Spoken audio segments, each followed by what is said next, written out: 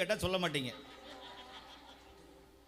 இந்த நம்பர்லாம் பேசப்படாது. 8 தடவை எழுதுறேன், 2வது தடவை பாடுறேன். மனசில் திருவாசகம் மாணிக்கவாசகர் நிற்கிறாரா? அதுதான் இங்கே கதை.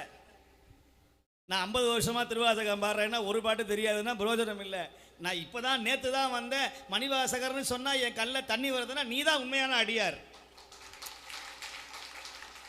50 வருஷம் நான் சைவ பாரம்பரியம், நான் திருவாசகத்திலே ஊர்னவன் அப்படின்னா மாணிக்க வாசகரை பார்த்த மாத்திரத்தில், திருப்பெருந்துறை போன மாத்திரத்தில் யார் கண்ணில் தண்ணீர் வருகிறதோ அவன்தான் உண்மையான அடியார். அது எனக்கும் பொருந்தும், எனக்கும் பொருந்தும்.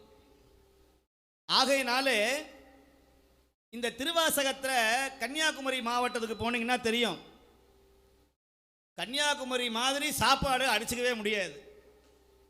உடனே எங்கள் ஊரும் சொல்லப்படாது. நான் எங்கே போனாலும் இன்றைக்கும் சொல்கிறேன்,